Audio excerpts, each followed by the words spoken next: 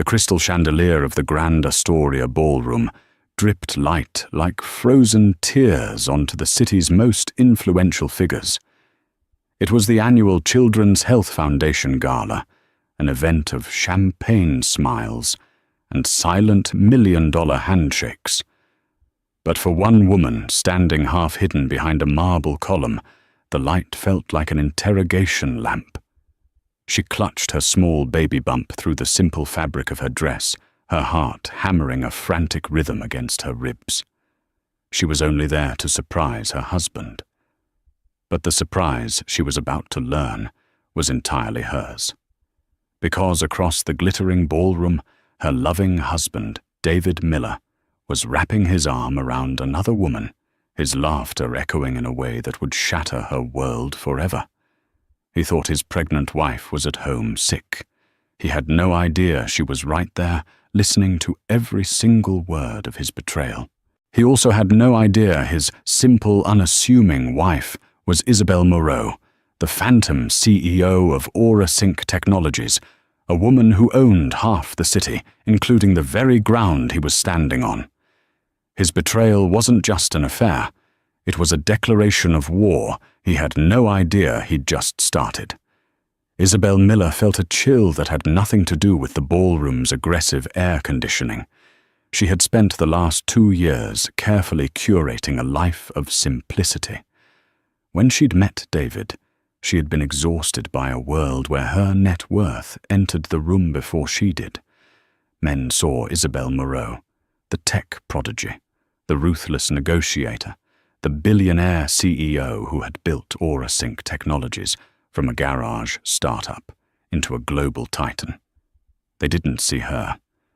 So she had taken a sabbatical, hidden her identity, and introduced herself as Isabel, a freelance graphic designer who worked from home. She wore simple clothes, drove a modest car, and rented a charming but not extravagant apartment in a pleasant neighborhood.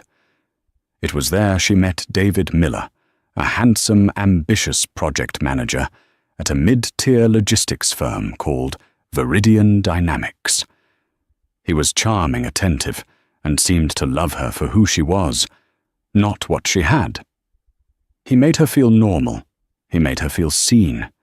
Their life was a quiet picture of domestic bliss. She'd cook for him, listen to his complaints about his idiot boss and dead-end projects, and offer him unwavering support.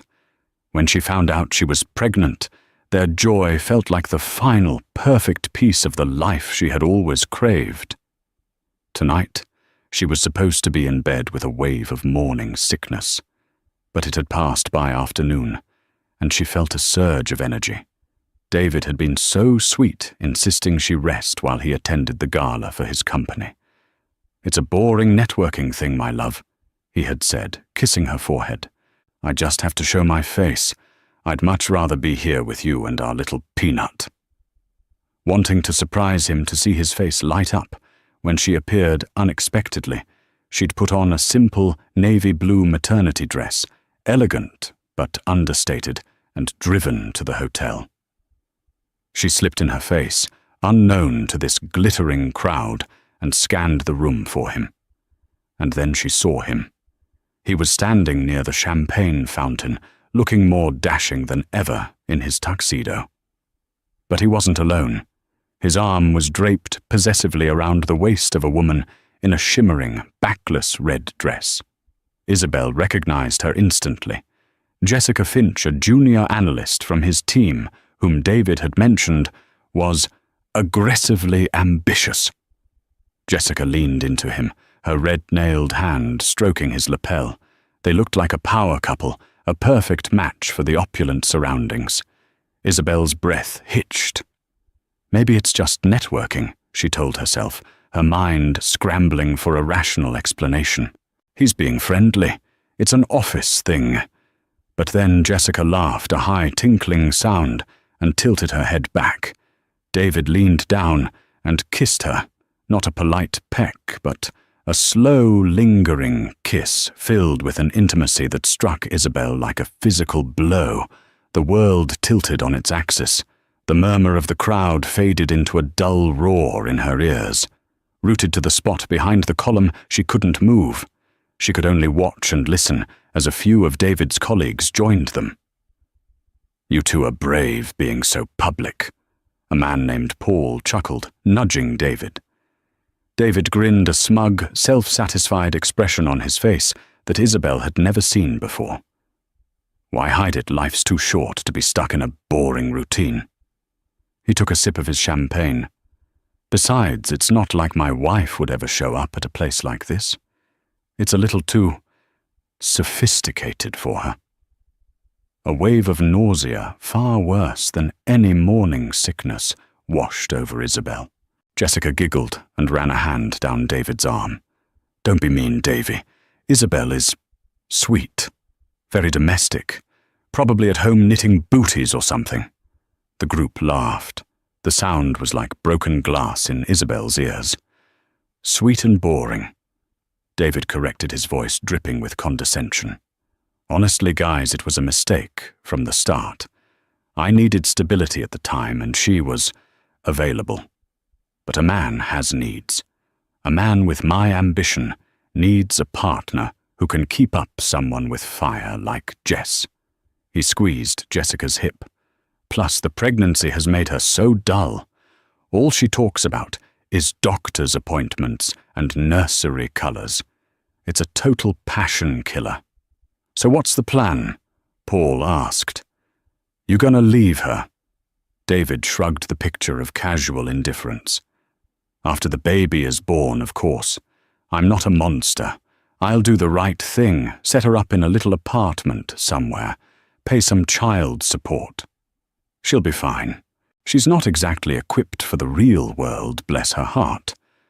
But my future," he said, looking at Jessica with adoration, "is with this one.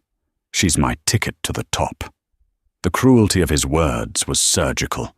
Every syllable was designed to diminish her, to reduce their 2 years, and the child she was carrying to a boring routine, a temporary inconvenience he had to manage. He hadn't just cheated on her. He had erased her, belittled her, and pitted her, all while planning her disposal. Tears welled in Isabel's eyes, hot and stinging. But beneath the profound, soul-crushing hurt, something else was stirring. A cold, dormant part of her that she had locked away for 2 years began to awaken. It was the part of her that didn't cry, that didn't break. It was the part that analyzed, strategized, and executed. It was the part of her that was Isabel Moreau. She saw him not as her husband, but as a hostile asset, a liability. He spoke of ambition, of his ticket to the top. He had no idea he was talking to the woman who owned the elevator. Without making a sound, she backed away, melting into the shadows of the grand ballroom. She didn't run. She retreated. Her exit was as silent and unnoticed as her entrance. As she walked out into the cool night air, the tears on her cheeks dried, replaced by an icy resolve. He wanted to discard her. He thought she was simple, unequipped for the real world. He was about to find out just how real her world could be. The game was on, and Isabel Moreau never ever lost. The drive back to the apartment she had shared with David was a blur of streetlights and numb disbelief. The charming 3-bedroom flat that had once felt like a cozy sanctuary now seemed like a movie set, a flimsy facade for a life that was a complete lie.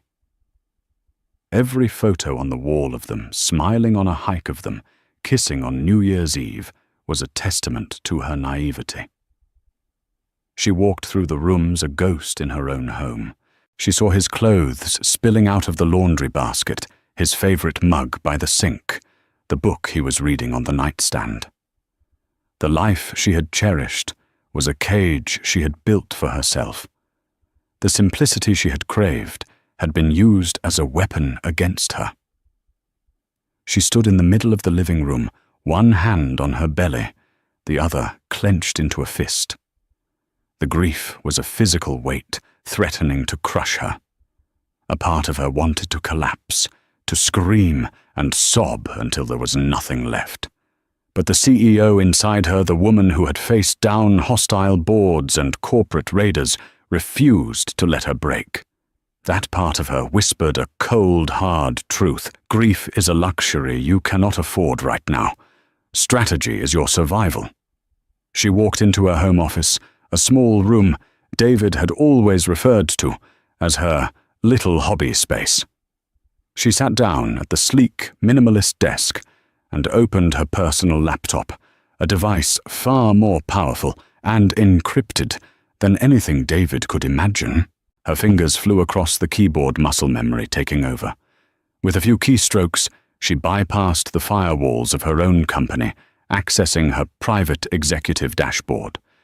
The screen lit up with the glowing logo of AuraSync Technologies, and for the first time in 2 years, Isabel Moreau looked at her empire. Real-time data streams, global asset valuations, project trajectories, and confidential communications flooded the screen. Seeing it all laid out before her was like taking a deep breath of pure oxygen after being submerged for too long. This was who she was. This was her power. Her first call was to the one person who knew the truth about her double life. "Benjamin," she said, her voice steady and devoid of emotion.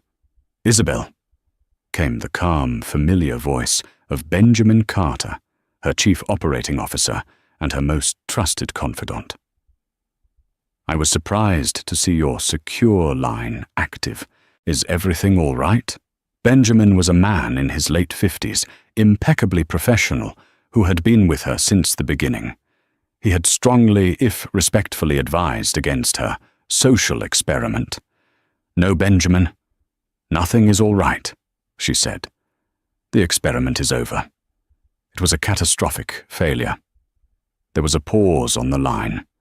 Benjamin was too discreet to say, "I told you so, por favor," but she could feel it. "What are your orders?" he asked simply.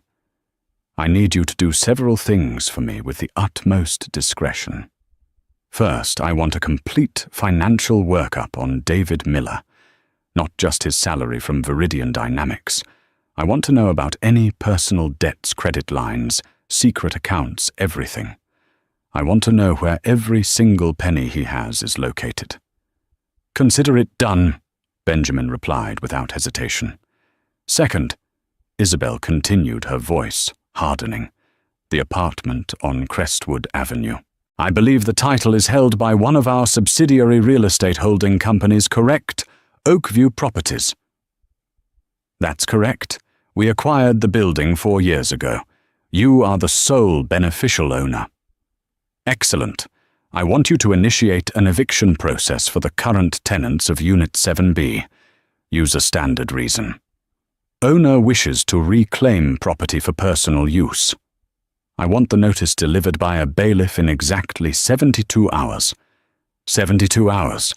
Understood. And the tenants are David Miller and me." She said the words, tasting like ash. "But I will have vacated by then." Benjamin was silent for a moment. "Isabel, what happened?" he asked, his professional tone softening with genuine concern.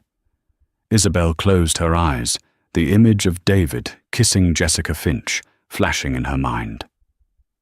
"He's having an affair, Benjamin. He flaunted her at the Astoria Gala tonight. He called me boring and simple. He plans to leave me after our child is born."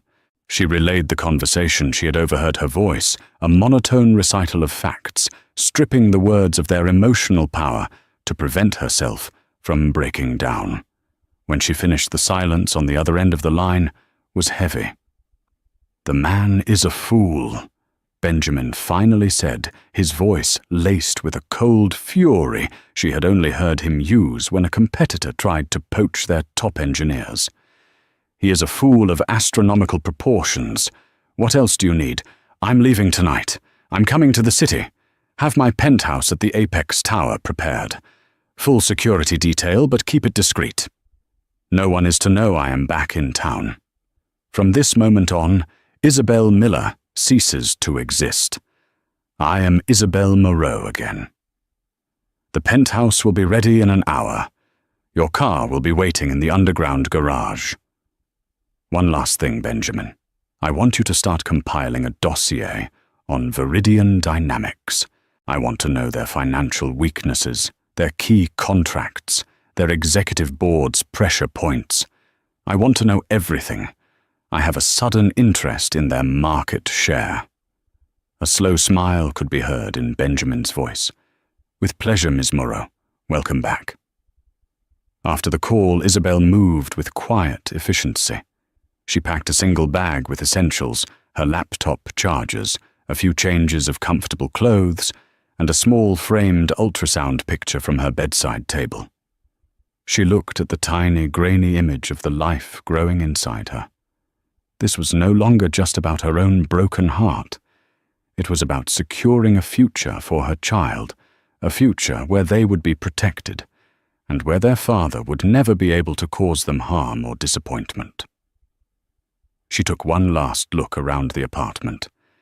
She left behind the clothes, the books, the furniture, the entire stage set of her failed life as Isabel Miller. She walked over to the kitchen counter and slipped her wedding and engagement rings off her finger. They felt cold and foreign. She placed them deliberately in the center of the counter, a silent, glittering statement. Then she walked out, closing the door behind her without a sound. She didn't look back. Isabel Miller was gone. Isabel Moreau was driving into the heart of the city, not as a heartbroken wife running away, but as a queen returning to her throne to plot a war. David Miller came home from the gala around 2 a.m., drunk on champagne and success. The night with Jessica had been intoxicating. He felt like the king of the world. He tiptoed into the apartment, expecting to find Isabel asleep. When he saw her side of the bed was empty and neatly made, he felt a brief flicker of annoyance. She was probably sleeping in the guest room again, because his late arrival would have disturbed her. So sensitive. So boring. He didn't even notice the missing suitcase in the closet or the empty space in the medicine cabinet. He collapsed into bed and fell into a dreamless sleep. The next morning, he woke up with a pounding headache and sent Isabel a perfunctory text. "Hey, rough night. Hope you're feeling better. I'm heading to the office. Love you." The lack of a reply didn't register. She was probably busy. His first inkling that something was wrong came at lunchtime. He tried to buy a ridiculously expensive sandwich for himself and Jessica at a trendy deli, hoping to impress her. His corporate credit card was declined. He frowned, running it again. Declined. Flustered, he pulled out his personal American Express. "Card has been suspended, sir," the cashier said with a bored expression. A hot flush of embarrassment crept up his neck as Jessica watched with a raised eyebrow. He paid with his debit card, feeling his anger mount. He called the credit card company from his office. "I'm sorry, Mr. Miller," a polite but firm voice informed him, "the primary account holder has frozen the card and removed you as an authorized user." "The primary account holder? That's my wife," David sputtered. "She can't do that without my permission." "Actually, sir, according to our records, Mrs. Isabel Miller is the sole primary holder and is fully within her rights to manage the account as she sees fit." Furious, David tried to call Isabel. The call went straight to voicemail. He tried again. Voicemail. He sent a flurry of angry texts. "What the hell is going on with the credit cards? Isabel, are you trying to embarrass me? Call me now." They all remained undelivered. It was as if her phone had simply ceased to exist.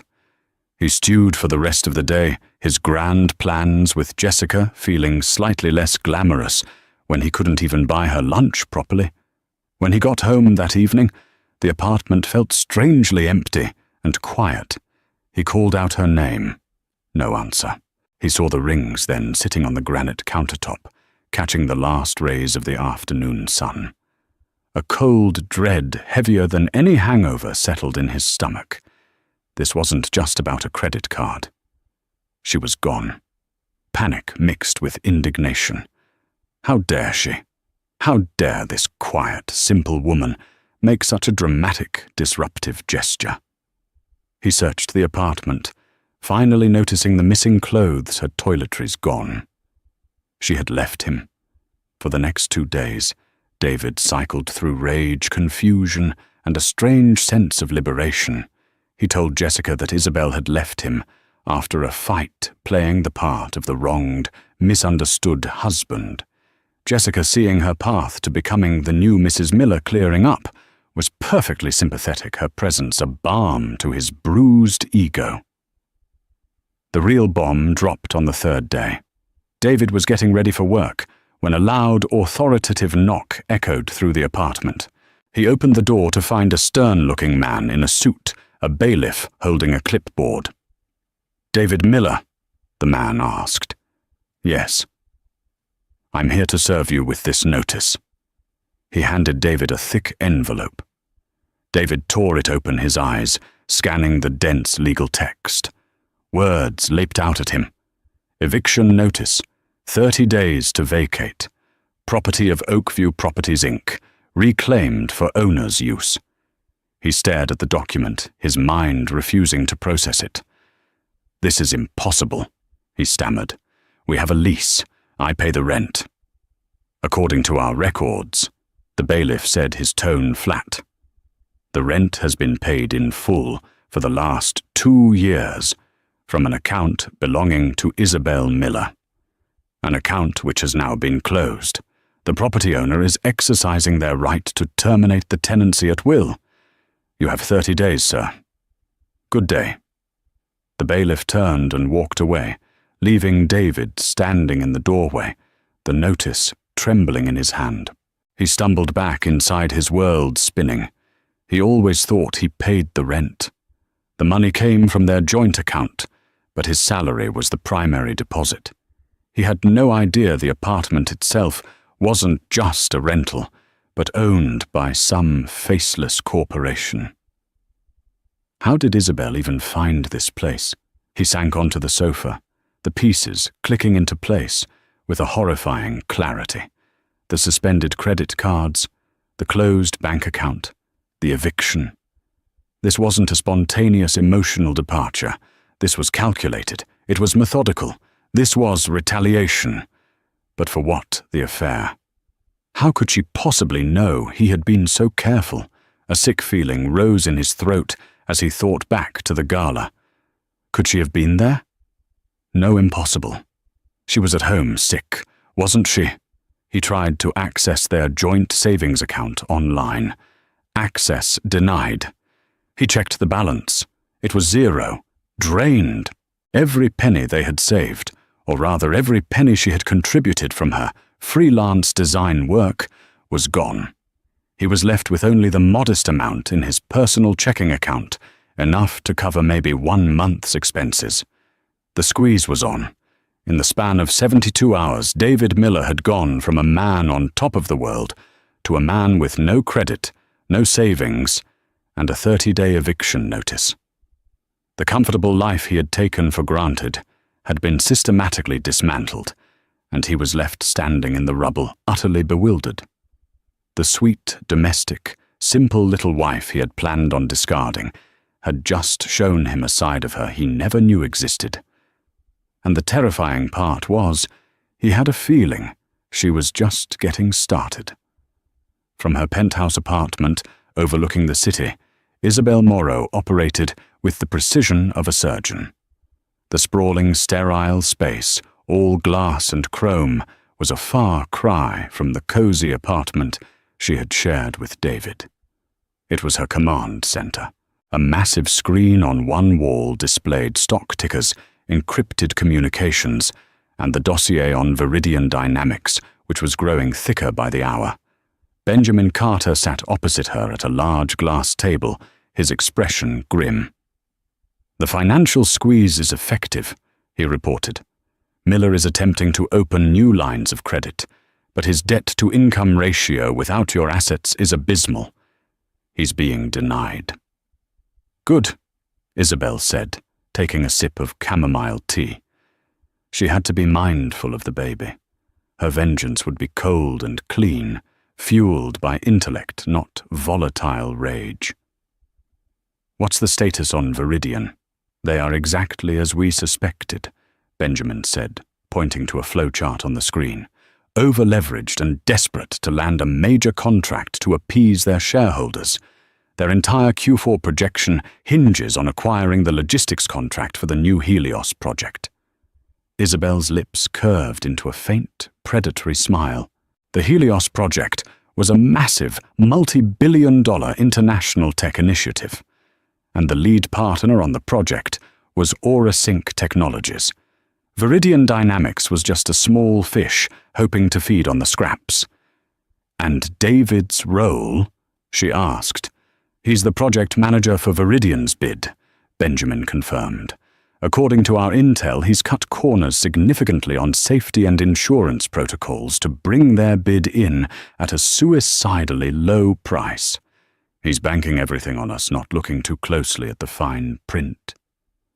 "He's banking on me being simple," Isabel murmured to herself. "He's about to learn how closely I look at everything." The next week was hell for David. The pressure at work was immense. His boss, a perpetually stressed man named Robert, was breathing down his neck about the Helios bid. Meanwhile, his personal life was in shambles. He and Jessica were frantically searching for a new apartment, but with his frozen finances and her meager salary, their options were bleak and depressing. Their passionate affair was quickly souring under the weight of real-world stress. "I don't understand why you can't just fix this." "David," Jessica whined one evening, scrolling through grim apartment listings on her phone. "Why was everything in her name? It's like you owned nothing." "I thought we owned it together," he snapped, his patience worn thin. "I had no idea she was so manipulative, so controlling." He had successfully painted himself as the victim, and Jessica, for now, was buying it. The day of the final bid presentation arrived. This was David's chance to turn everything around. Landing the Helios contract would make him a hero at Viridian. It would mean a huge bonus, a promotion enough to escape this financial nightmare and start his new life with Jessica properly. He and his team sat in the sterile, intimidatingly large boardroom at the AuraSync Tower, a building so modern and powerful it made his own office look like a relic. They were presenting to the project's oversight committee. David had practiced his pitch for weeks. He was confident, smooth, and utterly unprepared for what was about to happen. The presentation went well. He laid out Viridian's proposal, highlighting their competitive pricing and aggressive timeline. The committee members listened, their faces unreadable. When he finished, a calm voice spoke from the head of the table. It was Benjamin Carter, COO of AuraSync. "Thank you, Mr. Miller," Benjamin said, his eyes cold. "An ambitious proposal. However, we have some concerns." He gestured to a large screen which lit up with excerpts from David's own bid. "On page 47, you outline your insurance coverage.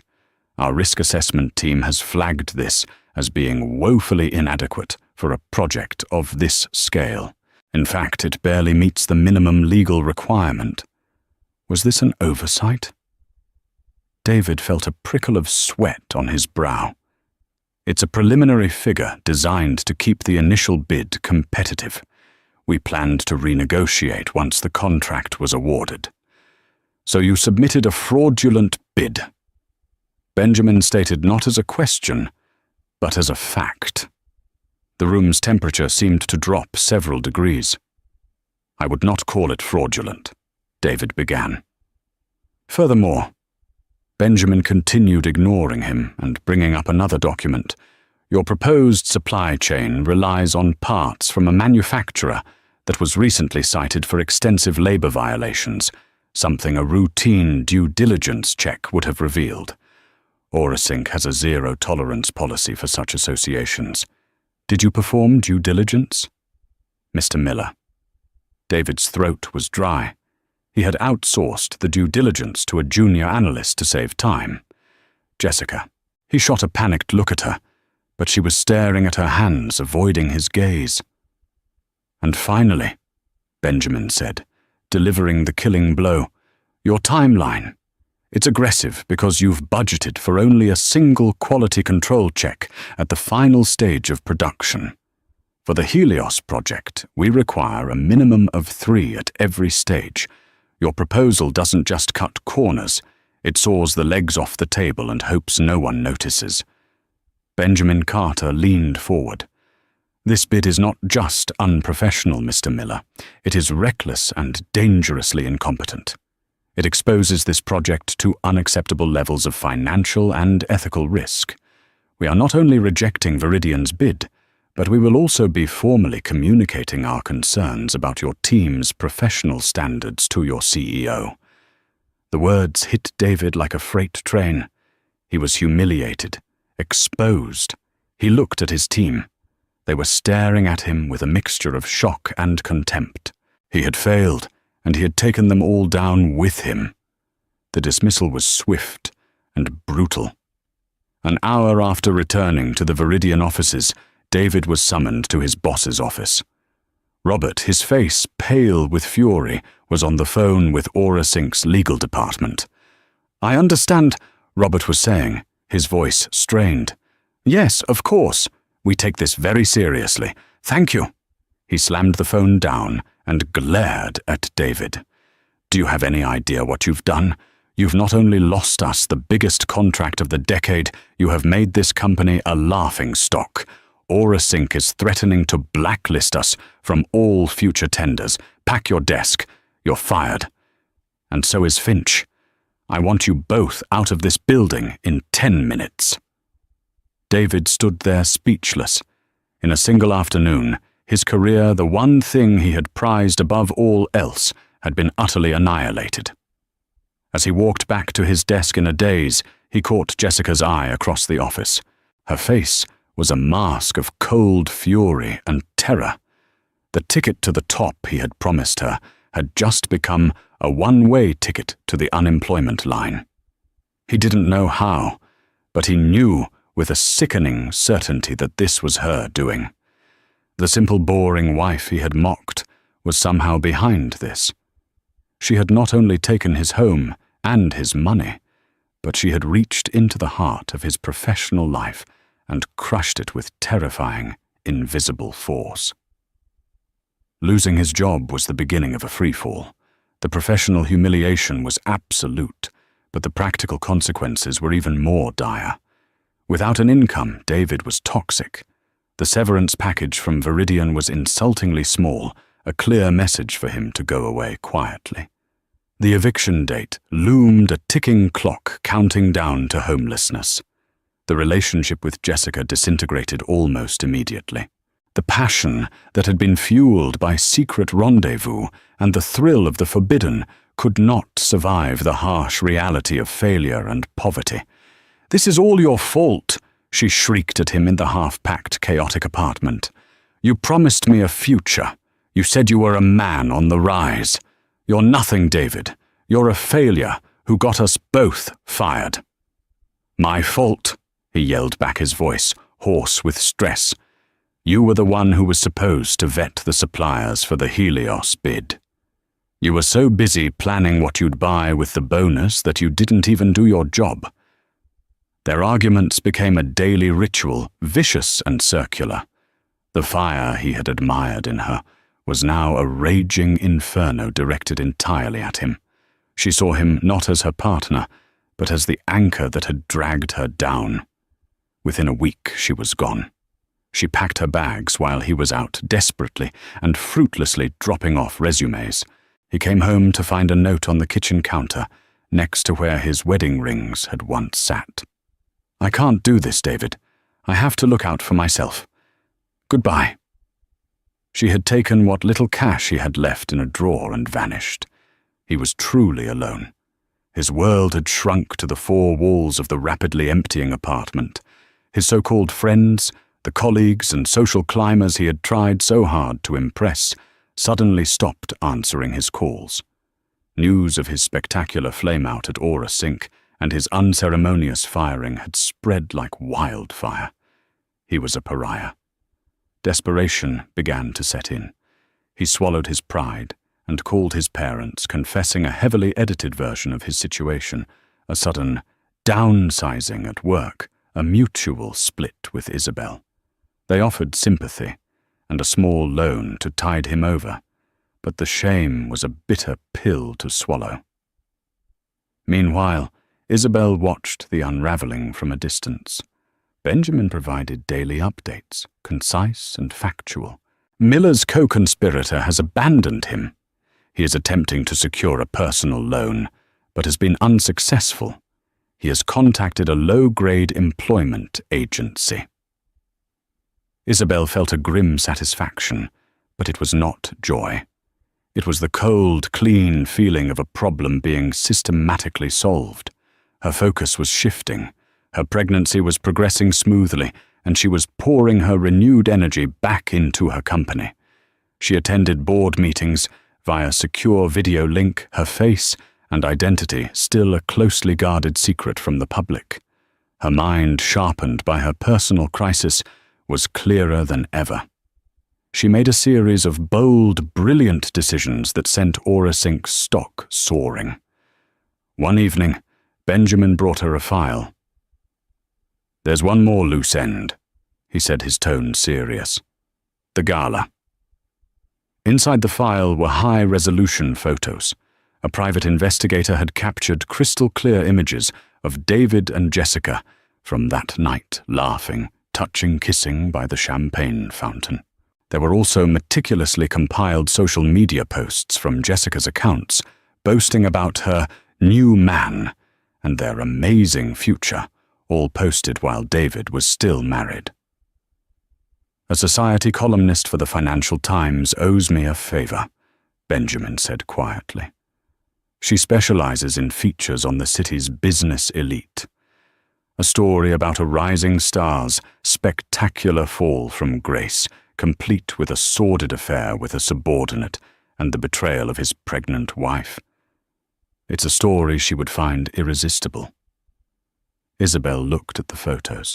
She saw David's smug face and felt a flicker of the old pain. But it was distant now, like an echo. This wasn't about hurting him anymore. It was about controlling the narrative. It was about ensuring that when the time came, everyone would know the truth. David hadn't just failed. He had been a villain. "Leak it," she said, her voice firm. "But frame it carefully. The wife should be portrayed as a private, dignified victim. No name, just the pregnant wife. I don't want my identity tied to this squalor. I want him to be defined by his actions, not by who he did them to." "Understood," Benjamin said. "It will be his professional and social obituary." The article came out 2 days later. It was a masterpiece of character assassination, all presented as objective journalism. It detailed David's reckless professional conduct and his ethically questionable relationship with Jessica Finch, painting a damning picture of a man whose ambition vastly outstripped his talent and his morals. It mentioned his quiet, pregnant wife, whom he had so callously betrayed. The fallout was immediate. Whatever sliver of professional reputation David had left was incinerated. Any potential employer who Googled his name would now find this sordid tale on the front page of the search results. He was not just unemployed, he was unemployable. David read the article on his phone, sitting on the floor of his now completely empty apartment. The movers had taken the last of the furniture that morning. He had nowhere to go. He felt a despair so profound it was suffocating. The article was the final nail in his coffin. He finally understood. This was not a series of unfortunate events. This was a demolition. It was a planned, sophisticated, and utterly ruthless campaign against him. And it was all orchestrated by the woman he had dismissed as simple, sweet, and boring. He had profoundly, epically underestimated Isabel. The question was no longer what had he done to her. The question was, what was he going to do now? In his desperation, a single foolish thought took root. He had to find her. He had to see her, to appeal to her. He had to remind her of the man she once loved, the father of her child. It was his only hope. He didn't know where she was, but he had to try. He believed with the last shred of his deluded ego that he could still manipulate his way back into her good graces. He had to make her stop. Finding Isabel was impossible. Her phone was disconnected, her email bounced back, and she had no social media presence. She had vanished. David, now living in a bleak, pay-by-the-week motel room, spent his days sending feelers out to anyone who had ever known them as a couple. His inquiries were met with silence. It was as if she had been erased from existence. His desperation led him to a desperate last-ditch idea: Aura Sync. The name had been a constant in his downfall. They had rejected his bid, reported him to his CEO, and somehow he felt were connected to the gossip column that ruined him. It was a long shot, but it was the only lead he had. He reasoned that Isabel, with her freelance, graphic design work, might have had some connection, however tenuous, to the city's tech world. He went to the Aura Sync Tower, the gleaming monument to his failure. He didn't have a plan, just a wild hope that he could talk his way into finding some information. Dressed in his last clean suit, he approached the main reception desk. "I need to speak with someone in your contracting department," he said, trying to sound professional. "My name is David Miller. It's regarding the Helios project." The receptionist, a coolly efficient woman, typed his name into her system. A small red flag popped up on her screen, unseen by David. "One moment, sir." She spoke quietly into her headset. A few seconds later, she looked up at him. "Mr. Carter will see you. Please take the elevator to the 80th floor." David was stunned. Mr. Carter, the COO. Why would the COO agree to see him? A flicker of hope ignited within him. Maybe this was a chance to apologize, to plead his case, to somehow salvage his career. The elevator ride to the 80th floor was silent and swift. The doors opened directly into a vast minimalist reception area outside the executive suites. The air was rarefied, the silence profound. Benjamin Carter was waiting for him. "Mr. Miller," Benjamin said, his expression unreadable. "Thank you for coming. We have some final paperwork regarding the Viridian bid that requires your attention. Follow me." He led David not to an office, but to a massive boardroom. The room was dominated by a colossal mahogany table and a floor-to-ceiling window that offered a godlike view of the entire city. The men and women already seated around the table were impeccably dressed and radiated an aura of immense power. These were the senior executives of Aura Sync Technologies. David felt his stomach clench with anxiety. This wasn't about paperwork. It was an execution. "Please have a seat," Benjamin said, gesturing to a single empty chair at the end of the table, directly facing the head. David sat his hands, sweating. He felt like a prisoner in the dock. The executives stared at him, their faces a mixture of curiosity and disdain. "As you know," Benjamin began, standing at the head of the table, "Aura Sync was deeply disappointed by the professional conduct of your team at Viridian. Your actions constituted a serious breach of trust and ethics. Before we close this matter, our board had a few final questions." David swallowed hard, trying to form a coherent sentence, but his mind was blank with terror. Just then, the main doors to the boardroom opened with a soft hiss. A woman walked in. She was dressed in a tailored dark grey power suit that accentuated her confident posture and her now very prominent baby bump. Her hair was pulled back in a sleek, elegant chignon. Her face was the same, yet entirely different. The soft, gentle features he knew were now imbued with an unshakable confidence and an icy authority. She walked with a purpose and power that commanded the absolute silent attention of everyone in the room. The executives all rose to their feet in a gesture of profound respect. "Ms. Morrow." Benjamin said, his voice filled with deference as he pulled out the chair at the head of the table for her. David stared, his brain short-circuiting. Morrow. The name echoed in his mind, a name whispered in business circles with a mixture of awe and fear. Moreau was the phantom CEO of AuraSync, the brilliant reclusive genius who had built the company from nothing. No one had ever seen her. There were no public photos. But he was seeing her now, and she was Isabel, his wife. She sat down, her cool grey eyes locking onto his. The gentle, loving gaze he remembered was gone, replaced by the dispassionate look of a predator assessing its prey. "Hello, David," Isabel Moreau said, her voice echoing in the cavernous silence of the boardroom. It was her voice, but it held a resonance of power he had never heard before. David's mouth opened and closed, but no sound came out. His mind was a maelstrom of confusion and terror. The freelance designer, the simple domestic wife, the woman he pitied. It was all a lie, a comprehensive, masterful deception. "I believe you are familiar with my work," she continued, gesturing vaguely to the room. "This is AuraSync, my company. The Helios project is my project.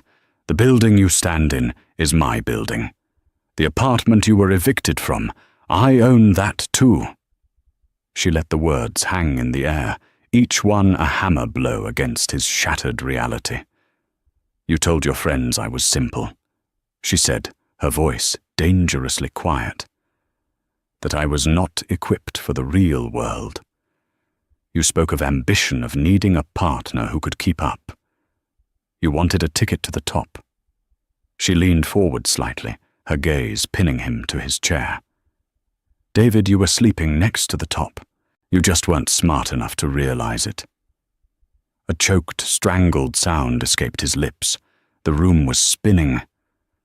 "You worried about passion killers?" She went on, her voice devoid of any emotion except a chilling finality. "Let me tell you what truly kills passion. It's not a conversation about the color of a nursery. It is contempt. It is betrayal. It is the profound disrespect of a man who mocks the mother of his child behind her back while he plans to discard her like a piece of garbage." She stood up, and the entire board remained seated, their eyes fixed on her. She walked slowly around the table until she stood directly behind him. He could feel the warmth of her presence, a terrifying parody of their former intimacy. "You wanted to know why your life fell apart," she whispered, her voice right next to his ear. "It wasn't bad luck. It wasn't a corporate matter. It was me. I took your credit. I took your home. I took your career. And I took your reputation. I did it all without raising my voice, without sending a single angry text. I did it with a few phone calls from the hobby room you so generously allowed me." She walked back to the head of the table. "This is the real world, David. And in this world, actions have consequences.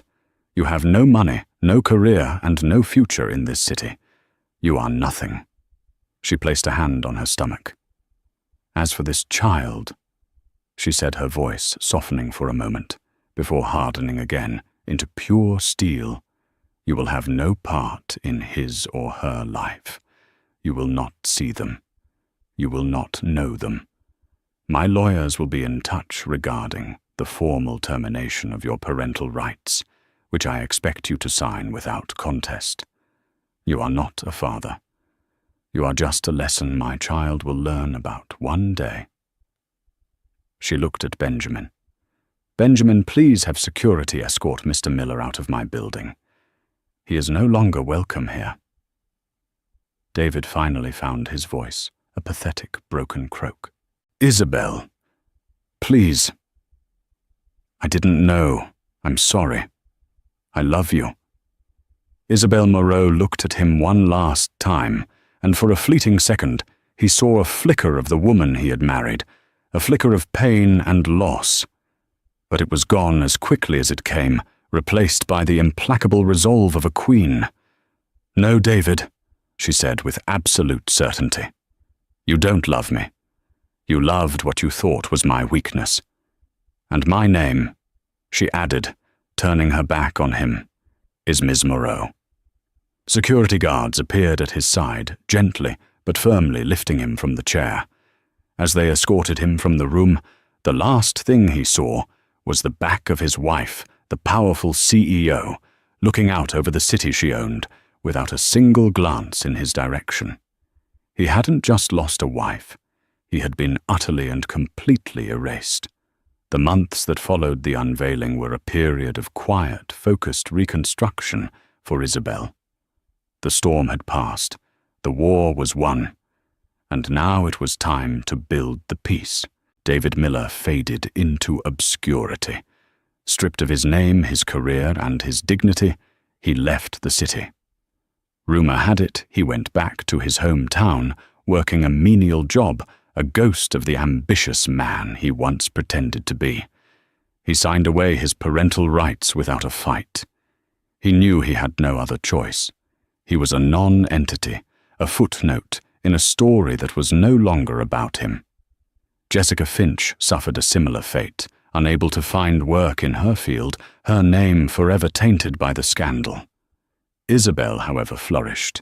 Embracing her identity as Isabel Moreau, once more she came out of her self-imposed public exile. The business world was stunned by the revelation of the face behind AuraSync.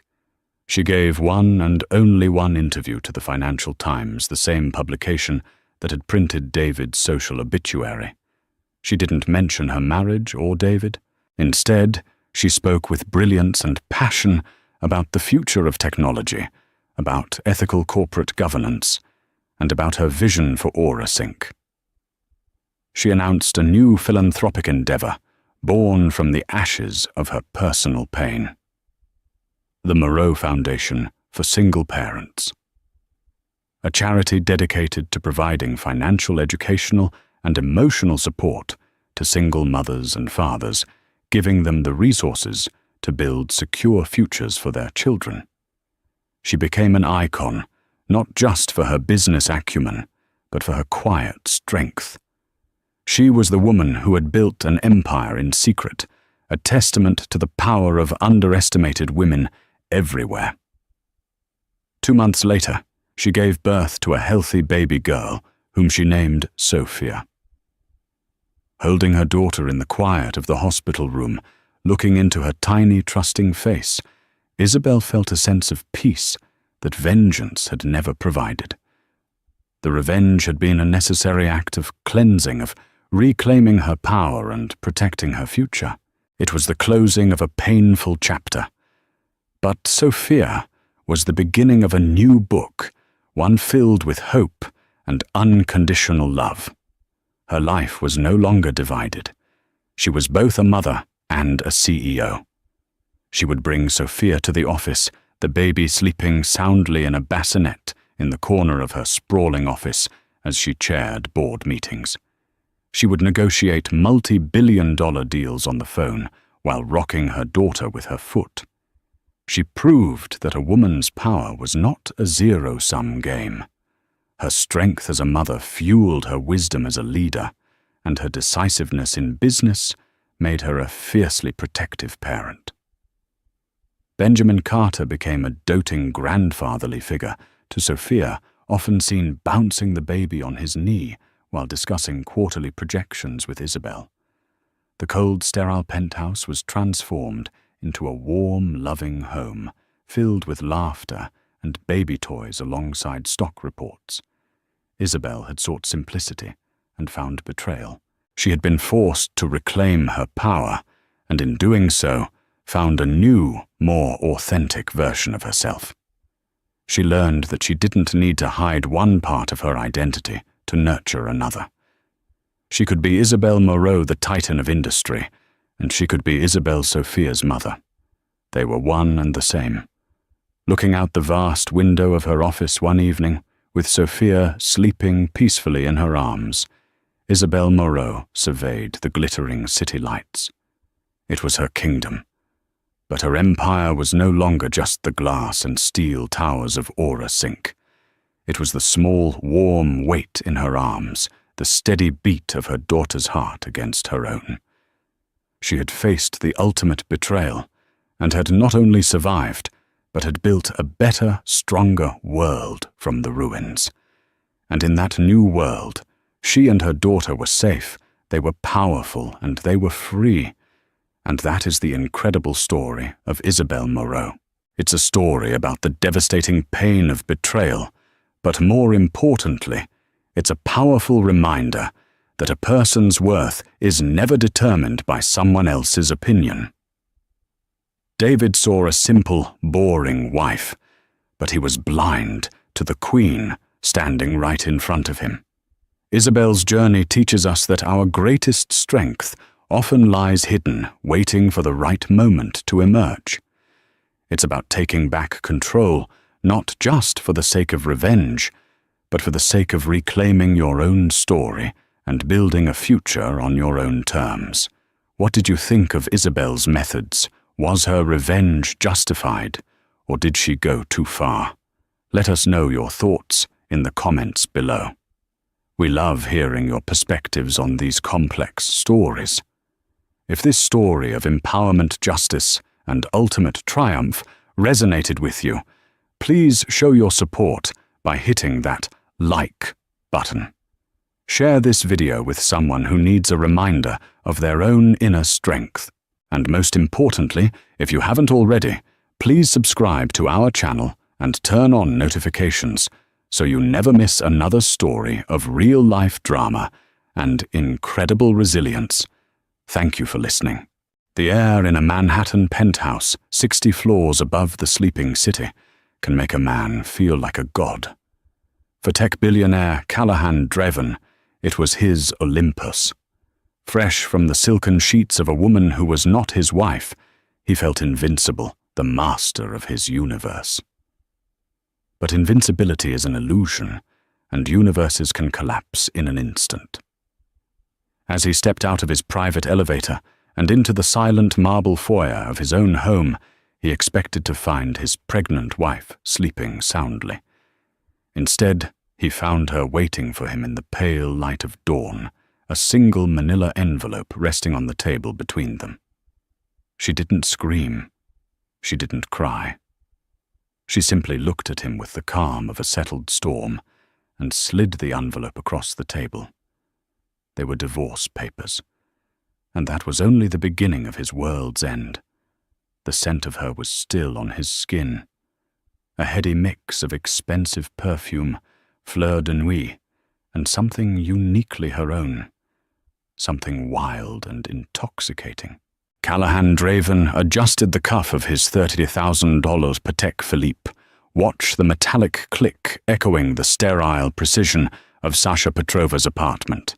Everything in her world was glass and chrome and monochrome, a landscape as sleek and emotionless as their affair.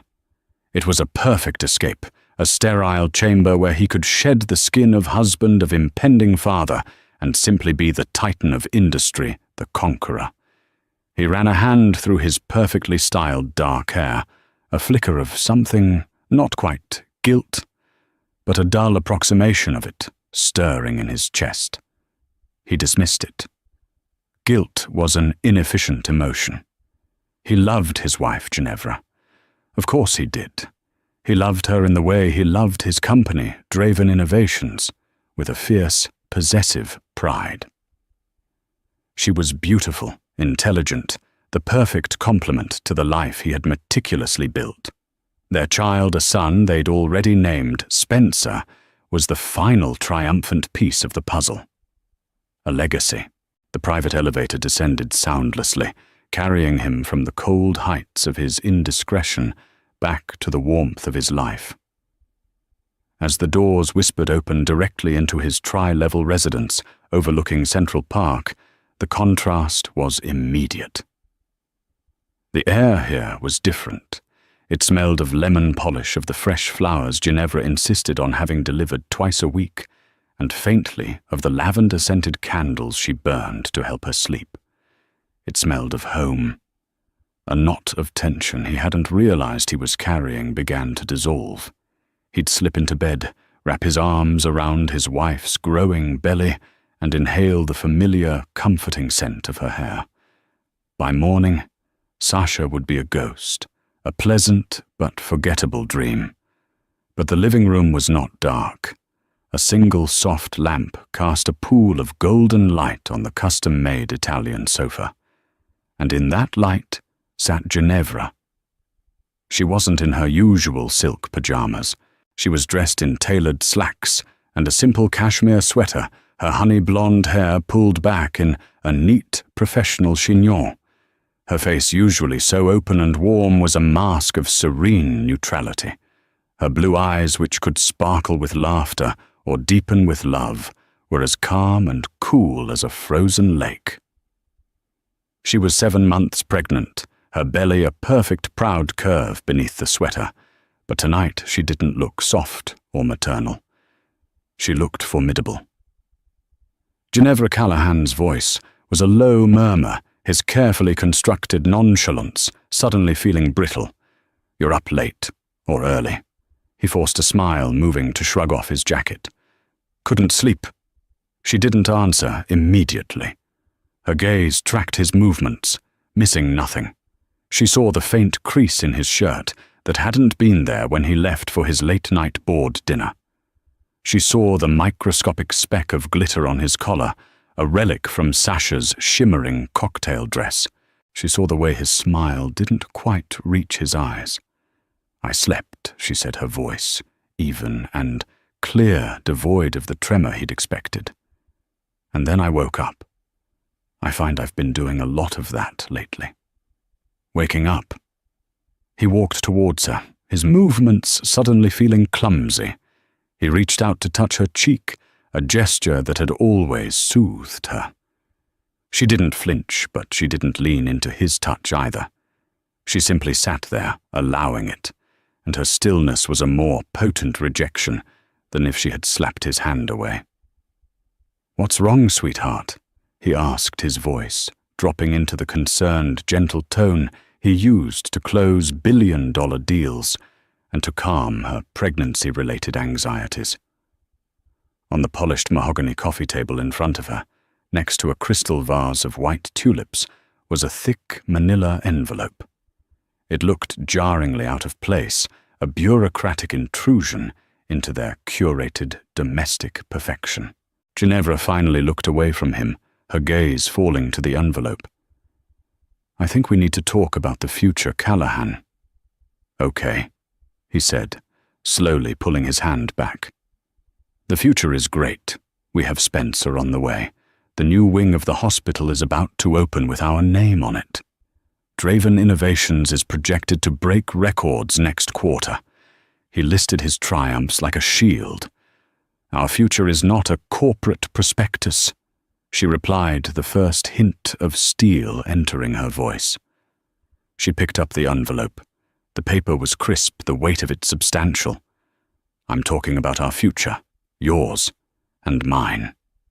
She slid it across the table. It stopped inches from his hand.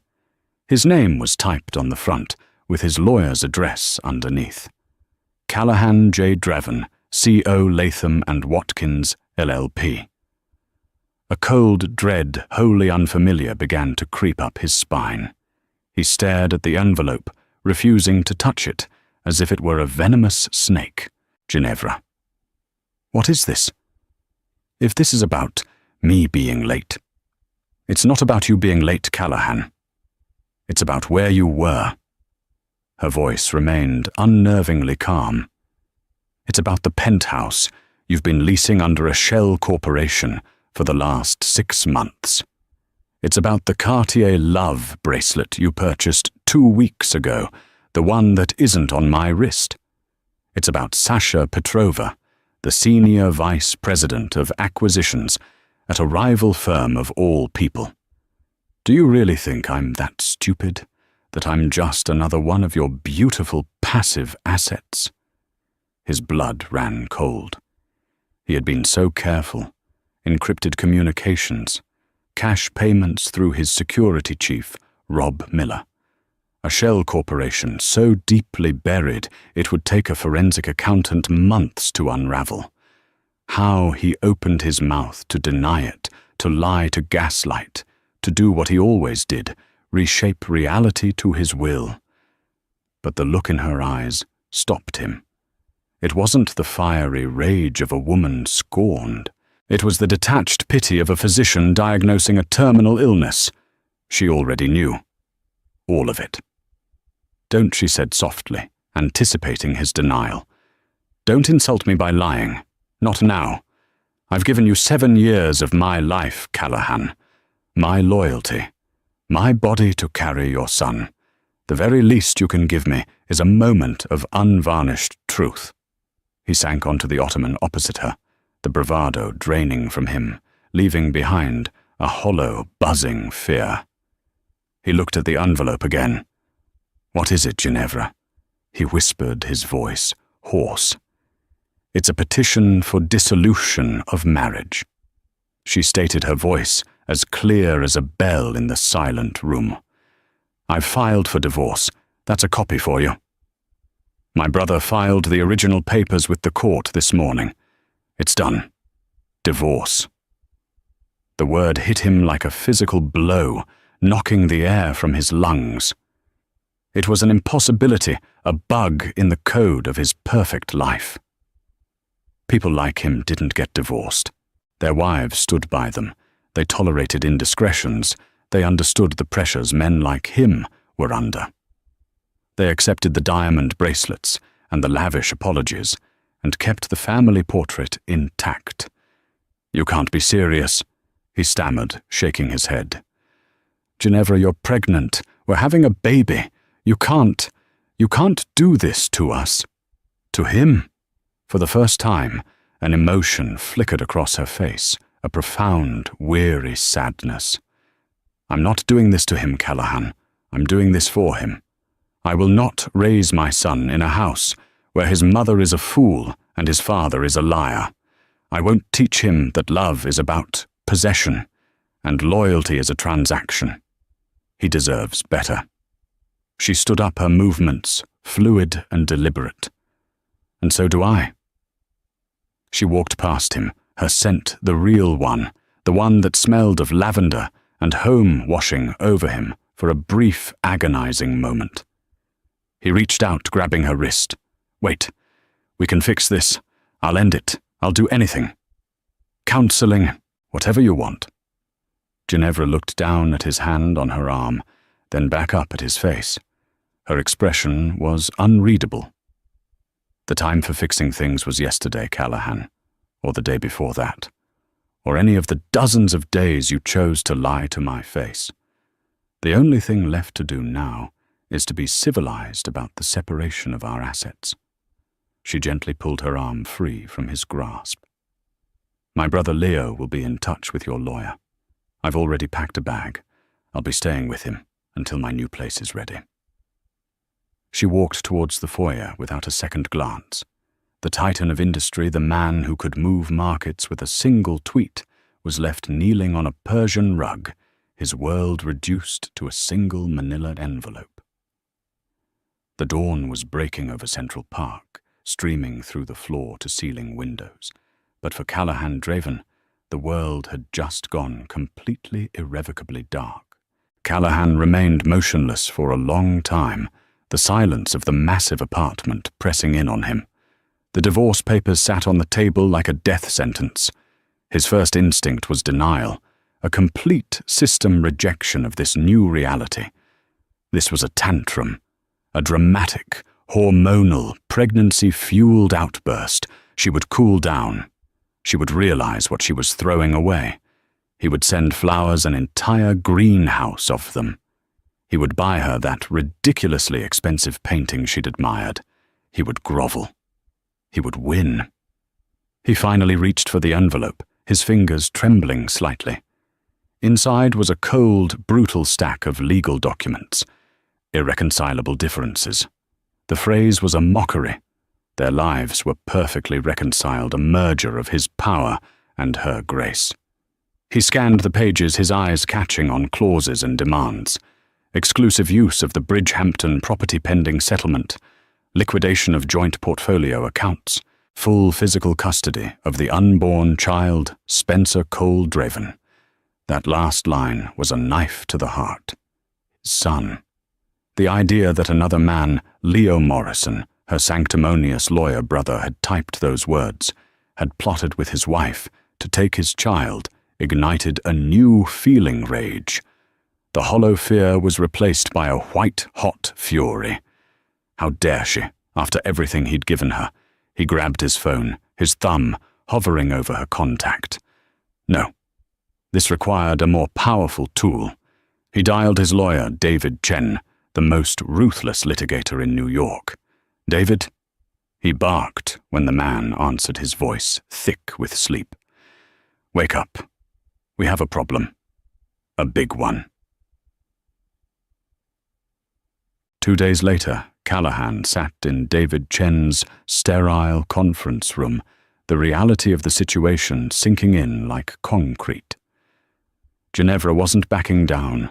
She wasn't answering his calls, texts, or the desperate emails he'd sent. The mountain of flowers he'd had delivered to her brother's address had been sent back, refused. "She's not bluffing, Callahan," David said, pushing a file across the table. "This isn't a spontaneous act. This is a meticulously planned operation. Her brother isn't some small-time family lawyer. Leo Morrison is a partner at Sterling and Croft. They're sharks." "I have more sharks," Callahan retorted. "That's not the point. Look at this." David tapped a page. "They've already filed a motion to freeze a significant portion of your personal assets, citing risk of dissipation. They've documented everything. And I mean everything. The file contained the fruits of Ginevra's quiet investigation. It was terrifyingly thorough. There were credit card statements from a black card he kept for discretionary spending, highlighting charges for the penthouse lease dinners at restaurants he'd never taken Ginevra to, and the purchase from Cartier. There were phone records showing hundreds of calls and texts to a single number sashes. Most damningly, there was a sworn affidavit from a private investigator, a woman named Helen Sharp. This is where Callahan's hubris had truly betrayed him. He, a tech mogul, a man who'd made his fortune on data and surveillance, had been outmaneuvered. He thought back, trying to pinpoint the moment he'd lost control. The story, as pieced together by his own frantic security team, was a masterclass in quiet rebellion. It hadn't started with suspicion of an affair. It had started 3 months ago with a simple charitable donation. Ginevra sat on the board of a foundation for underprivileged youth. She'd pledged a significant sum at a gala, a sum she assumed would come from their joint philanthropic account. When she went to authorize the transfer, the account had several $1 million less than she'd expected. She had asked him about it. He'd been dismissive, blaming a market fluctuation, a delayed wire transfer. "Don't worry about it, sweetheart. I'll handle the foundation." He'd patted her on the head, effectively dismissing her from the financial part of their lives, as he often did. That was his first mistake. He underestimated her. Ginevra wasn't just a pretty socialite. She had a degree in architecture and had run her own small but successful design firm before they married. She understood numbers. The discrepancy gnawed at her. It felt wrong. So she started digging quietly. She used a password. She wasn't supposed to know the name of their first dog, a detail he'd long forgotten, to access his personal expense reports, filed meticulously by his assistant. There, hidden among legitimate charges for private jets and client dinners, she found the recurring lease payment for a property in a building where they had no business. Project Olympus, he'd code-named the expense. The arrogance of it was breathtaking. That's when she called her brother. Leo was everything Callahan was not: quiet, steady, and deeply moral. He had always been wary of Callahan's charismatic whirlwind, seeing the steel trap of control beneath the charm. He listened to his sister's trembling voice and told her to do nothing rash. He advised her to gather information, to play the part of the happy, oblivious wife while they built a fortress. Leo was the one who recommended Helen Sharp, a discreet ex-MI6 agent turned private investigator who specialized in high-net-worth individuals.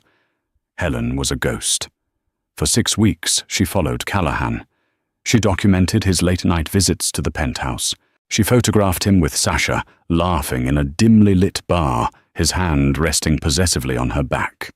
She even managed to get a source inside Cartier to confirm the bracelet purchase and its recipient. While Helen gathered the evidence, Ginevra played her role to perfection. She hosted dinner parties, smiled at his side at charity events, and discussed baby names with him, all while a storm of betrayal and heartbreak raged inside her. The strength it must have taken staggered him. He had looked into her eyes every night and seen only the reflection of his own lies. The final piece of the plan was the most brilliant and the most cutting. Ginevra knew Callahan's greatest weakness wasn't his lust, but his ego. A screaming, crying wife could be dismissed as hysterical. A calm, rational, business-like separation, that was a language he understood. She and Leo had spent weeks with her lawyers drafting the papers, planning the timing, and preparing for the inevitable scorched earth tactics Callahan would employ. She waited for the perfect moment. The night after he returned from a business trip to Tokyo, a trip he'd cut short by a day, telling her he missed her, when in reality he'd spent the last 24 hours with Sasha, who had coincidentally been there as well. That was the final insult. He had lain in their bed, fresh from another woman, and spoken of his love for her and their son. And so she had waited. She'd let him go to his board dinner. She dressed not for a fight, but for a corporate takeover of her own life. She laid the trap and waited for the Titan to walk into it. She built a kill box. Callahan David Chen concluded, his face grim. And you walked right into it. She has the evidence, the moral high ground, and a team of lawyers ready for war. She's not asking for an unreasonable settlement given your net worth. But on the matter of custody, she will not budge. And with this evidence of infidelity, and what they'll frame as moral negligence, she has a very, very strong case. Callahan stared out the window at the New York skyline, the buildings he'd once seen as his kingdom, now feeling like the bars of a cage. He had been so focused on conquering the world that he hadn't noticed the quiet, brilliant architect in his own home designing his demolition. The rage was still there, but now it was laced with a terrifying, grudging respect. He had been outplayed, and the game was just beginning. Losing Ginevra was a wound to his heart. Losing control was a wound to his soul. In the week that followed, Callahan oscillated between frantic attempts at reconciliation and a cold, calculated fury. He instructed David Chen to fight back on every front, to counterfile, to bury Leo Morrison and his team in paperwork. He would not lose his son. But his focus was fractured. The emotional turmoil was bleeding into his professional life. He was distracted in meetings, snapping at his executives, his mind constantly replaying that final chilling conversation with Ginevra. He sought refuge in the two things that had never failed him, work and Sasha. He called her the day after the confrontation. "We need to be more careful." He'd said, his voice tight. Ginevra knows. There was a calculated pause on the other end of the line. Oh, Callahan. I'm so sorry, Sasha said, her voice a perfect blend of sympathy and concern. What are you going to do? I'm going to fix it, he'd growled. But for now, I need a distraction. Their meetings became more frequent, more reckless. He no longer saw her at the penthouse, which his team was now scrubbing clean of any trace of her. Instead, they met at discreet hotels, under false names. The affair took on a new, feverish intensity. It wasn't just about pleasure anymore. For Callahan, it was an act of defiance. It was a way to numb the gnawing emptiness Ginevra's absence had carved inside him. Sasha, for her part, was more attentive, more intoxicating than ever. She listened to his tirades about the divorce, offering shrewd advice, couched in soft, sympathetic words. She's using the baby as leverage, Callahan. It's a classic move, she'd whisper, tracing a finger along his jawline. You need to protect your assets. More importantly, you need to protect your company. She started asking questions about Draven Innovations, not as a lover, but as a brilliant corporate mind. She was, after all, a top-tier executive. She spoke his language. She asked about Project Chimera, his revolutionary new AI-driven logistics software, the project that was set to double the company's value. He found himself confiding in her, complaining about supply chain issues with the quantum processors, about the friction he was facing from a key board member, Gerald Finney. It was a relief to talk to someone who understood. Ginevra had always supported his work, but she never truly understood the intricacies, the brutal beauty of the machine he had built. Sasha did. Meanwhile, his security chief Rob Miller was growing uneasy. Rob was a quiet, unassuming man in his 50s, ex-FBI, and fiercely loyal. He had been with Callahan since the beginning. He had handled Callahan's discretionary needs for years, always with quiet efficiency and a non-judgmental attitude. But this was different.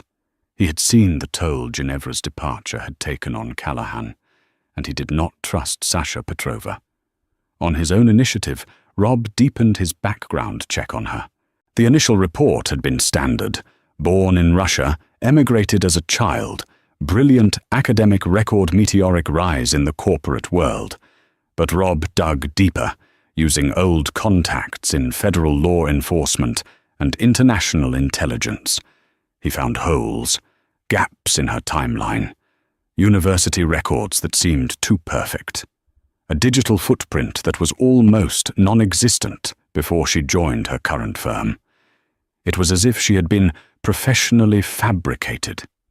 His suspicions led him to investigate her employer, a mid-level tech firm called Cygnus. But Cygnus itself was a shell, its funding opaque.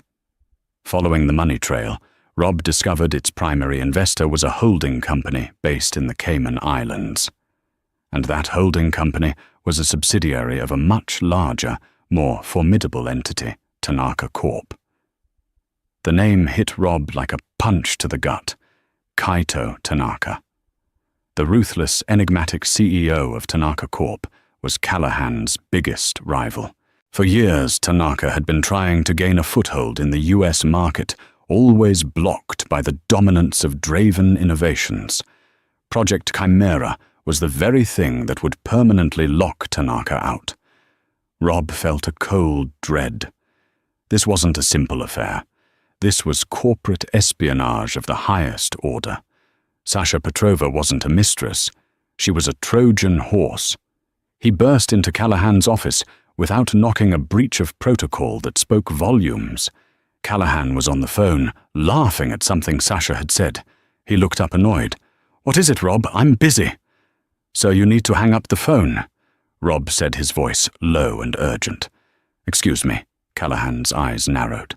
"Hang up the phone." Something in Rob's tone, a deadly seriousness Callahan had never heard before, made him comply. "I'll call you back," he said into the phone, and ended the call. This had better be important. "It's Sasha Petrova," Rob said, placing a thin file on Callahan's desk. "She's not who you think she is. She works for Kaito Tanaka."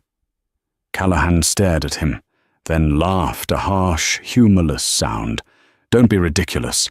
She works for Cygnus. She's a competitor, sure, but Cygnus is a front for Tanaka Corp, funded entirely by them. Her job for the past year has been to get close to you." To get inside, Rob leaned forward, his face grim. "So think about what you've told her. Project Chimera, the supply chain vulnerabilities, your friction with Gerald Finney on the board. You haven't just been sleeping with the enemy. You've been giving her the blueprints to your entire kingdom." The color drained from Callahan's face. The casual conversations, the pillow talk about proprietary technology, the complaints about his board, it all flashed through his mind, recontextualized into acts of catastrophic self-sabotage. His affair hadn't been a mere indiscretion. It was treason against his own empire. He thought of her questions so sharp and insightful. He had seen it as intellectual passion. Now he saw it as interrogation. He thought of her sympathy about his divorce. He had seen it as comfort. Now he saw it as a tactic to exploit his emotional vulnerability. He had been played. The great Callahan Draven, the master of the universe, had been seduced and manipulated by an enemy agent. The humiliation was a physical thing, a burning acid in his throat. He had lost his wife because of a lie, and now it seemed he might lose his company because of that same lie. His world, which had been cracked by Ginevra, was now showing signs of complete structural failure. He looked at Rob, his eyes wide, with a new kind of terror. It was the terror of a king who suddenly realizes his castle is made of sand and the tide is coming in. The revelation of Sasha's betrayal sent Callahan into a tailspin. But it was a different kind of spiral than the one Ginevra had initiated. The divorce was an emotional, personal agony. This was a declaration of war. It was a landscape he understood. For the first time in weeks, the fog of heartbreak was pierced by the sharp, clarifying light of pure adrenaline. "Get me everything he commanded." His voice, a low growl. "I want to know what she ate for breakfast since she was 5 years old. I want to know every person she's ever spoken to, and get our cybersecurity team to do a deep sweep. Assume every system she could have known about is compromised." He then made 2 calls. The first was to David Chen. "The divorce strategy is changing," Callahan said, his voice cold as ice. "We're no longer fighting. We're capitulating. Give her everything she asked for in the initial filing. The house, the accounts, the settlement. No arguments. Just get it signed. I need this off my plate. Now." The second call was to a private number in Washington, D.C., to a man who officially didn't exist, a man who specialized in making corporate problems disappear. For the next 48 hours, Draven Innovations went into lockdown. Callahan, working with Rob and a skeleton crew of his most trusted engineers, unearthed the extent of the damage. It was worse than he imagined. Sasha hadn't needed to hack his systems. He had given her the keys. Details about Project Chimera's unique algorithmic architecture information about the financial weaknesses of his key suppliers, and most critically, the psychological profiles of his board members. He had handed it all to her on a silver platter during moments of perceived intimacy. He was a fool, a monumental, arrogant fool. The first blow landed 3 days later. Tanaka Corp announced a groundbreaking new AI logistics platform, Project Kitsune. The technical specifications described in their press release were shockingly similar to Callahan's own Project Chimera. The market buzzed with speculation. Had Draven's prized project been leaked, the company's stock took an immediate 10% hit. The second blow came 2 days after that. Tanaka Corp began aggressively poaching his key suppliers, offering them incredibly favorable terms, exploiting the very weaknesses Callahan had complained about to Sasha. His supply chain for the quantum processors was thrown into chaos. The third and most devastating blow was the hostile takeover bid. Leveraging the sudden dip in stock price and the narrative of instability, Tanaka Corp made a public offer to acquire Draven Innovations. The offer was just high enough to be tempting to shareholders who were spooked by the recent turmoil.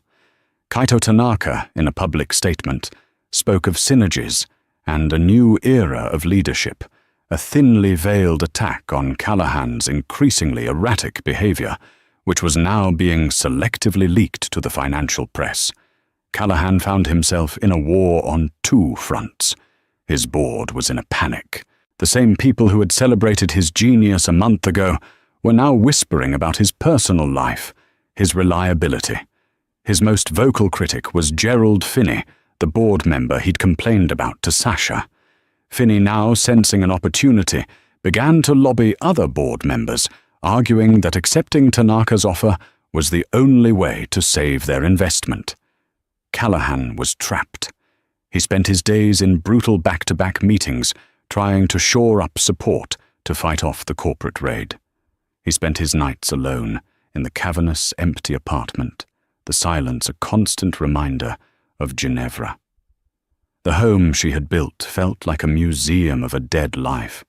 He'd walk past the room they had designed as a nursery, the door now closed, and feel a physical ache in his chest. In a moment of desperation, he drove to her brother's brownstone. He waited outside for hours, hoping to catch her. When she finally emerged, her pregnancy more pronounced than ever, she looked healthy, serene. She was glowing. He got out of the car and for a moment, seeing the shock on her face, he thought he saw a flicker of the old affection. "Ginevra, please," he began, his voice raw. "Just talk to me." She held up a hand, stopping him. "Callahan, there's nothing to talk about. My lawyer received the signed papers from David. You agreed to everything. I appreciate you not making it difficult." "I don't care about the money, Ginevra," he said, taking a step closer. "I was a fool. I know that. I made the biggest mistake of my life. But my company, my life's work, it's all falling apart." She looked at him, and there was no pity in her eyes, only a quiet finality. "That company is the reason our marriage failed, Callahan. You cared more about it than you ever cared about us. You talk about it like it's your child. Well, I'm about to have a real child, and my only concern is his future, a future far away from your drama and your betrayals." "They're connected," he said, his voice rising in desperation. "The woman I was with, she was a corporate spy.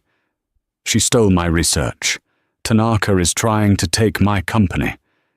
Everything that I was going to give to you to Spencer, it could all be gone." He expected shock sympathy, perhaps even a rallying to his side. Instead, Ginevra's expression hardened. "So let me understand this," she said, her voice dangerously quiet. "The affair you had, the one that destroyed our family and is costing you your legacy, wasn't even for passion or love.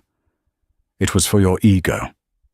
You were so busy being the smartest man in the room that you let an enemy walk right through your front door, and you handed her your crown. And now you come to me, the woman you humiliated, expecting, what help absolution?" She shook her head, a sad, bitter smile on her lips. "You reap what you sow, Callahan. You built your empire on the idea that you were untouchable. Maybe it's time you learned what it feels like to fall." She turned and walked away, leaving him standing on the sidewalk as the city bustled around him, utterly alone. Her words echoed in his mind, more damning than anything Kaito Tanaka could ever say. She was right. He had treated his life like a game of chess, and he had sacrificed his queen for nothing, only to find himself in checkmate. The emergency board meeting to vote on the Tanaka takeover was in 2 days. He had no moves left. The air in the 40th floor boardroom of Draven Innovations was thick with tension and the smell of fear. Callahan stood at the head of the massive oak table, the city skyline, a glittering, indifferent backdrop. He looked out at the faces of his board members, men and women who had ridden his coattails to immense wealth, who had toasted his name at galas, who were now looking at him like he was a liability. Gerald Finney sat at the opposite end, his expression smug, a folder from Tanaka Corp placed neatly in front of him. Callahan had spent the last 48 hours in a desperate last-ditch effort to rally support. He had called in every favor, leveraged every relationship, and presented a counter-strategy, a radical restructuring, and a stock buyback plan to consolidate control. But it was too little, too late. The narrative was set. Callahan Draven, the brilliant but reckless founder, had let his personal chaos compromise the company. Tanaka's offer was safe. It was stable. The facts are clear. Finney was saying, his voice resonating with false sincerity. Mr. Tanaka's offer represents a 30% premium on our current market value. It provides stability in a time of unprecedented turmoil and protects shareholder value. Mr. Draven's personal complications have put this company at grave risk. Callahan listened, his jaw tight. He could see the votes slipping away. He had started with 4 solid allies. Now he was down to 1, maybe 2. The others refused to meet his gaze. A vote for the Tanaka acquisition is a vote to sell the soul of this company. Callahan countered, his voice hoarse with fatigue. We are innovators. We don't get acquired. We acquire. Project Chimera. My project will redefine global logistics. Selling now is like selling Apple the day before they announced the iPhone.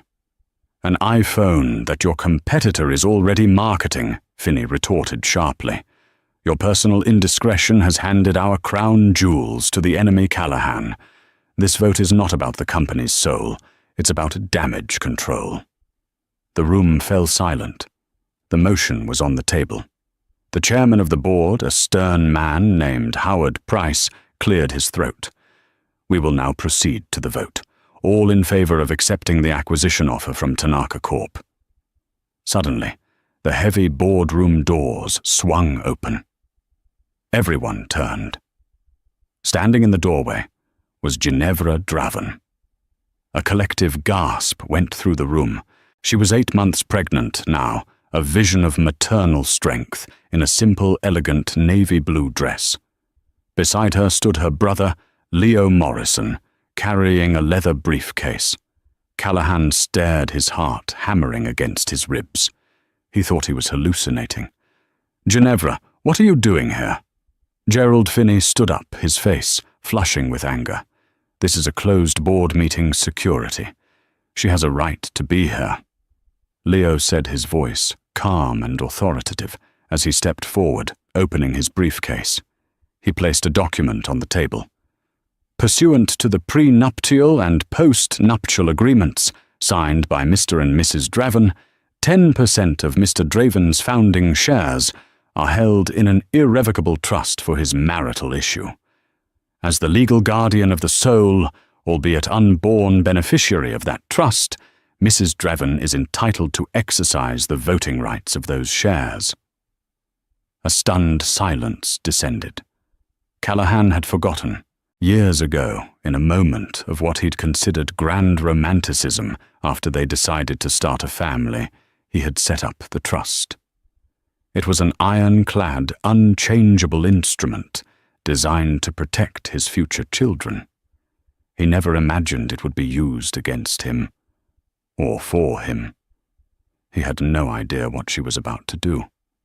Ginevra walked slowly to the table, her presence commanding the full attention of the room. She didn't look at Callahan. She addressed the board. Ginevra, I have read Mr. Tanaka's proposal, and I have read my husband's counter-proposal. She used the word husband with a deliberate clinical precision. Both are flawed. Mr. Tanaka seeks to cannibalize this company for its intellectual property. Callahan seeks to maintain a status quo that his own reckless behavior has proven is unsustainable. She paused, her cool blue eyes sweeping across the faces of the board members. I am not here to save my husband. In fact, I agree with Mr. Finney. Callahan's leadership has become a liability. Callahan felt the blood drain from his face. This was it. She was here to deliver the final killing blow. However she continued, her voice gaining strength, I am also not here to watch the company that will one day form my son's birthright be sold for parts to our greatest rival. There is a third option. She looked directly at Howard Price, the chairman. I will be voting the trust's 10% share against the Tanaka acquisition. I know for a fact that this vote, combined with the shares still loyal to Callahan, is enough to block the sale. A murmur of disbelief rippled through the room. Finney looked apoplectic, but Ginevra added, raising her hand for silence, my vote is conditional. I am proposing a motion of no confidence in Callahan Draven as CEO. Callahan felt as if the floor had dropped out from under him. I propose he be removed from his position, effective immediately. He will retain his shares and a title Chief Innovation Officer perhaps, but he will have no executive authority. In his place, I nominate Howard Price as interim CEO, tasked with stabilizing the company, neutralizing the threat from Tanaka, and guiding Project Chimera to its launch. She had done it. In one move, she had checkmated everyone. She had saved the company from Tanaka, but she had taken Callahan's throne. She wasn't saving him.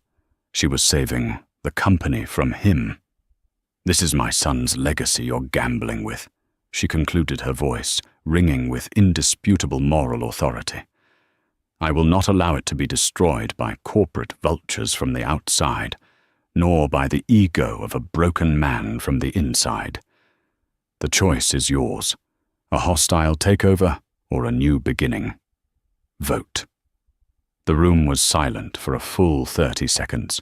Then Howard Price, a man known for his cautious pragmatism, looked at Ginevra, then at Callahan's shattered expression, and finally at the furious face of Gerald Finney.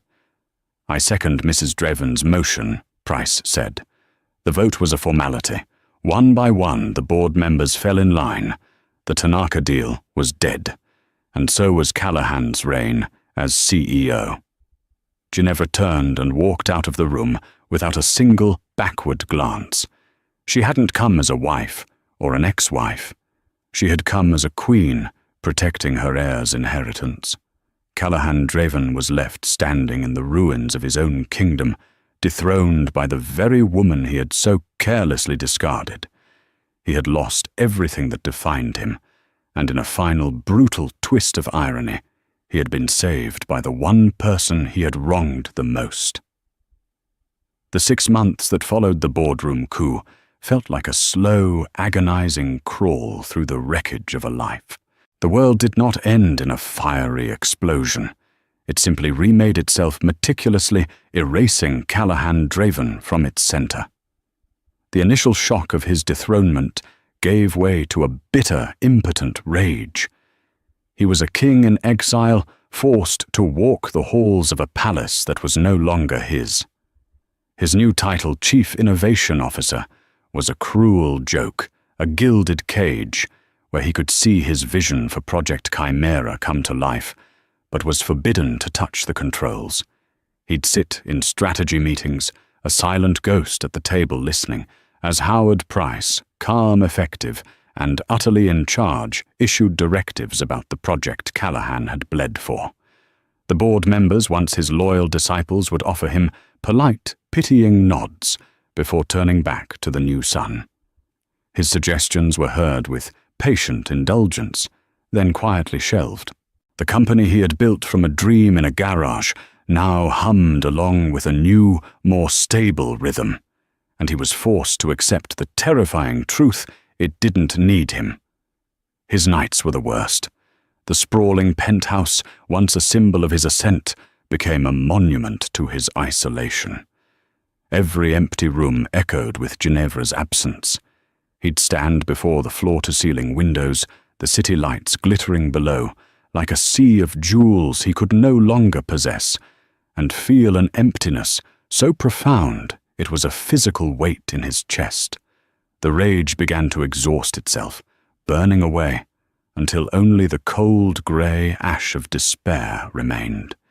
He started seeing a therapist, a decision the old Callahan would have mocked as the ultimate admission of weakness. Dr. Alani was a sharp, unassuming woman who refused to be swayed by his lingering charisma or his attempts to intellectualize his pain. "You didn't just lose a company, mister. Draven," she said, during one session, her words cutting through his defenses. "You lost the mirror that told you who you were. The question is what's left when there are no reflections." The question haunted him. Without the titles, CEO, husband, visionary, who was he? The answer he feared was nothing. Then, on a rainy Tuesday in October, his phone buzzed. He expected another sterile corporate update. Instead, it was a text from a number he hadn't contacted in months, Leo Morrison. It contained only a time, a hospital name, and 3 words that shattered the last of his defenses. "It's a girl. A girl. Not Spencer. A daughter." He stared at the words, his mind struggling to process them. All his plans, his arrogant projections for a male heir to carry on the Draven name and legacy, dissolved into static. He had built an entire future around a son who never existed, another extension of his own ego, a daughter. She was entirely her own person, a new and unknown variable in an equation he thought he had solved. He stumbled back from his desk, the phone slipping from his grasp. A great shuddering sob tore through him, a sound of pure, unadulterated grief. He collapsed into his chair and wept. Not for his lost empire or his wounded pride, but for the profound, irreversible loss of his family, for the precious years he had squandered, and for a little girl, a stranger, whom he had wronged before she had even taken her first breath. That breakdown was a baptism. The man who stood up afterward was not the same one who had fallen. The last vestiges of his rage and self-pity were washed away, leaving a raw, humbled core. He returned to his office, not to reclaim power, but to find purpose. He began to work, truly work, for the first time in years. He sketched new ideas on a simple notepad, not for market disruption, but for the simple, forgotten joy of creation. He rediscovered the spark that had driven him as a young man in a garage long before it became twisted into a tool for ego and domination. 2 months later, his hands trembling slightly, he dialed Leo's number. He had rehearsed what he would say, but when Leo answered, the practiced words vanished. "I want to see her," he said, his voice quiet, stripped of its usual command. "Please, no demands, no conditions. I need to see my daughter, if Ginevra will allow it." A week later, he found himself standing on the rain-slicked steps of a beautiful light-filled brownstone in a part of the city he rarely visited. It wasn't as grand as his penthouse, but the warm light spilling from the windows and the sound of soft music from within spoke of a life being lived, not just displayed. Ginevra opened the door. She looked tired in the way all new mothers do, but a deep, unshakable serenity radiated from her. Motherhood wasn't just suiting her. It had fortified her. She led him into a living room filled with art books and the comfortable clutter of a new baby.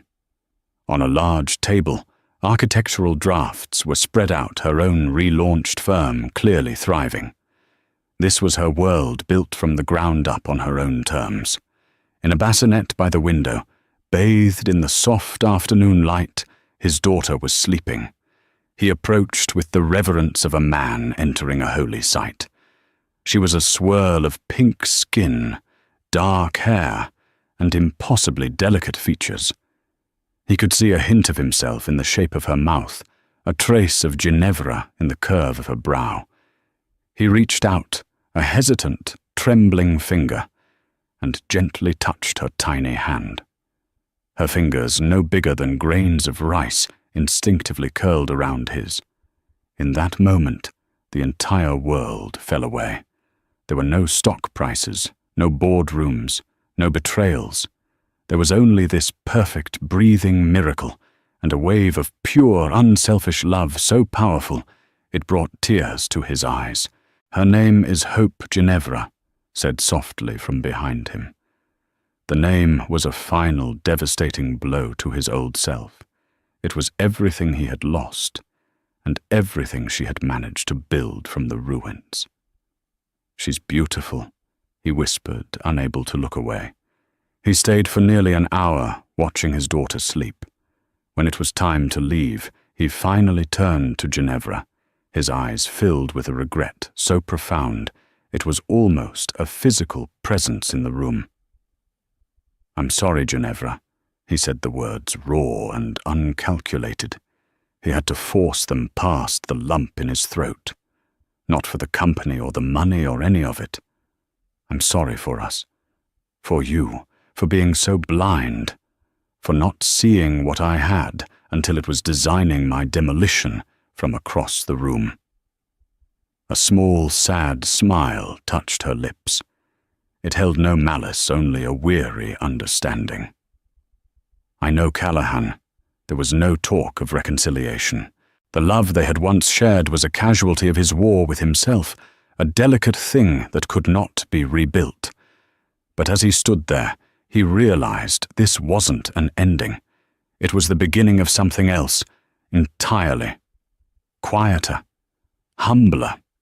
He had lost his kingdom, his queen and his crown. But in the ruins, watching the gentle rise and fall of his daughter's chest, he finally understood. The most valuable asset he had ever possessed wasn't a company forged in his own image.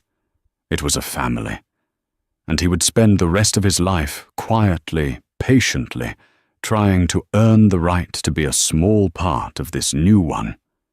Callahan Dreven's story serves as a chilling reminder that the highest towers can cast the longest shadows. He had every material object a person could desire, yet he lost the only things that truly mattered: trust, love, and family. It wasn't the affair itself that destroyed him, but the arrogance and blindness that allowed it to happen. Ginevra, on the other hand, shows us the incredible strength that can be found in the deepest betrayals, not by screaming and crying, but by quietly, intelligently, and strategically reclaiming her own life and her child's future. What do you think was Callahan's downfall deserved? Was Ginevra's move in the boardroom a moment of ultimate empowerment or cold revenge? Let us know your thoughts in the comments below. If this story resonated with you, please hit that like button. Share it with someone who appreciates a tale of drama and consequence. And don't forget to subscribe for more real-life stories that explore the complexities of the human heart.